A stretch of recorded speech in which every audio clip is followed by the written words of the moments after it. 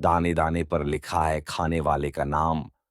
प्राचीन समय में किसी नगर में सागर दत्त नाम का एक धनी व्यापारी रहता था। वह स्वभाव से थोड़ा कंजूस था। एक बार उसके पुत्र ने एक पुस्तक खरीदी जिसका मूल्य 800 था। उस पुस्तक में केवल एक ही श्लोक लिखा हुआ था, जो वस्तु जिसको मिलने वाली होती है वह उसे अवश्य ही मिलती है। उसे विधाता भी नहीं रोक सकता। अतः मैं किसी वस्तु के नष्ट हो जाने पर उस पर शोक व्यक्त नहीं करता, और ना ही किसी वस्तु के अचानक मिल जाने पर उस पर आश्चर्य करता हूं।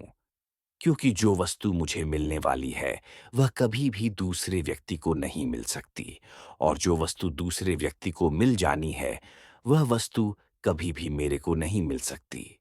उस पुस्तक को देखकर सागर दत्त ने अपने पुत्र से पूछा, यह पुस्तक कितने रुपए में खरीदी है? पुत्र ने उत्तर दिया, 800 में। अपने पुत्र से पुस्तक का मूल्य जानकर सागर दत्त अपने पुत्र से क्रोधित हो गया। उसने अपने पुत्र से कहा, तुम एक श्लोक को खरीदने के लिए 800 दोगे तो तुम अपनी बुद्धि से किस प्रकार धन कमाओगे? मैं तुम जैसे मूर्ख को अपने घर में नहीं रखूंगा। सागर दत्त का पुत्र अपमानित होकर घर से निकल गया। वह एक अन्य नगर में जा पहुंचा। जब लोग उससे उसका नाम पूछते तो वहां अपना नाम प्राप्त व्यर्थ बताता। कुछ समय के बाद वह उसी नाम से पहचानने लगा। उस नगर में एक उत्सव का आयोजन हुआ।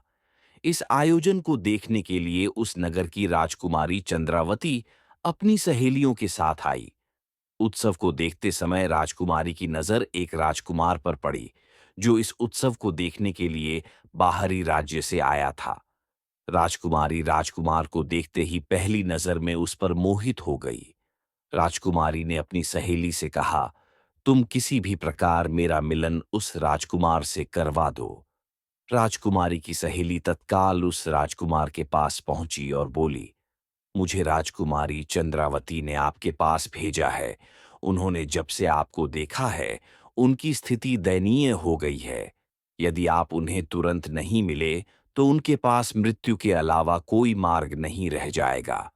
राजकुमार ने कहा, यदि ऐसी बात है तो बताओ, मैं किस प्रकार और कब राजकुमारी के पास आऊं? राजकुमारी की सहेली ने कहा, मध्य रात्रि के समय राजकुमारी के शयन कक्ष की खिड़की में एक चमड़े की मजबूत रस्सी लटकी हुई रहेगी। उस रस्सी के सहारे आप कक्ष में आ जाइएगा। राजकुमार रात्रि होने की प्रतीक्षा करने लगा। मध्य रात्रि के समय राजकुमार कुछ सोचकर अचानक ही राजकुमारी के कक्ष में जाना स्थगित कर दिया। संयोगवश उसी समय व्यापारी पुत्र प्राप्तव्य अर्थ उधर से निकल रहा था। जब उसने कक्ष के बाहर लटकी हुई रस्सी देखी तो वह उस रस्सी के सहारे कक्ष तक पहुंच गया। राजकुमारी ने व्यापारी पुत्र को राजकुमार समझकर उसका खूब स्वागत सत्कार किया। उसे स्वादिष्ट भोजन करवाया गया। भोजन के पश्चात उसे अपनी शैय्या पर लेटाकर स्वयं भी लेट गई। व्यापारी पुत्र के स्पर्श से रोमांचित होकर राजकुमारी ने उससे कहा, मैं आपके दर्शन मात्र से ही आप पर मंत्रमुग्ध होकर अपना हृदय दे बैठी हूं। अब मैं आपको छोड़कर किसी और को अपने पति के रूप में स्वीकार नहीं करूंगी। व्यापारी पुत्र शांत पड़ा रहा। इस पर राजकुमारी ने कहा, आप शांत क्यों हो? क्या बात हो गई? आप मुझसे बोल क्यों नहीं रहे हो? इस बात पर व्यापारी पुत्र ने अपनी चुप्पी तोड़ते हुए कहा, मनुष्य प्राप्तक वस्तुओं को प्राप्त कर लेता है। ये सुनकर राजकुमारी को कुछ संदेह हुआ, तो राजकुमारी ने व्यापारी पुत्र को अपने कक्ष से बाहर निकाल दिया। व्यापारी पुत्र वहां से भटकता हुआ एक सुनसान मंदिर में जा पहुंचा, जहां नगर रक्षक अपनी प्रेमिका से मिलने वाला था। जब नगर रक्षक ने व्यापारी पुत्र को देखा तो कहा, यह स्थान तो निर्जन स्थान है। तुम मेरे स्थान पर जाकर सो जाओ। व्यापारी पुत्र ने यह बात स्वीकार कर ली, किंतु वह स्वयं अर्धनिद्रा की अवस्था में होने के कारण उस स्थान पर ना जाकर किसी अन्य स्थान पर पहुंच गया। जहां उस नगर रक्षक की पुत्री विनयवती एक पुरुष से मिलने वाली थी जिससे वह प्रेम करती थी, उस स्थान पर विनयवती सोई हुई थी। जब विनयवती ने व्यापारी पुत्र को आते हुए देखा, तो उसने समझ लिया कि वह उसका प्रेमी है। वह प्रसन्न होकर व्यापारी पुत्र का आदर सत्कार करने लगी और उसके साथ अपनी शैया पर सो गई। थोड़ी देर तक व्यापारी पुत्र के चुप रहने पर विनयवती ने पूछा, क्या बात है? अब भी आप निश्चिंत होकर मेरे से बात क्यों नहीं कर रहे? व्यापारी पुत्र ने पुनः वही जवाब दिया जो उसने राजकुमारी को दिया था। व्यापारी पुत्र ने कहा, मनुष्य अपने प्राप्तव्य अर्थ को ही प्राप्त करता है। विनयवती समझ गई कि उसे बिना विचार किए हुए कार्य करने का फल मिल रहा है। उसने तुरंत ही व्यापारी पुत्र को घर से बाहर जाने का रास्ता दिखला दिया। एक बार फिर व्यापारी पुत्र सड़क पर आ गया। कुछ देर सड़क पर चलने के बाद उसे एक बारात दिखाई दी। व्यापारी पुत्र बारातियों के साथ हो लिया। बारात में दूल्हे का नाम वरकीर्ति था। अपनी बारात को बड़े धूमधाम से ले जा रहा था। बारात अपने गंतव्य स्थान तक पहुंची।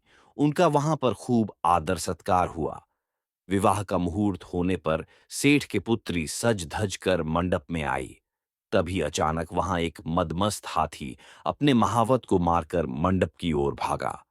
उसे देखकर सभी बाराती दूल्हे को लेकर वहां से भाग गए। सेठ के सभी घरवाले भी अपने घर में छुप गए।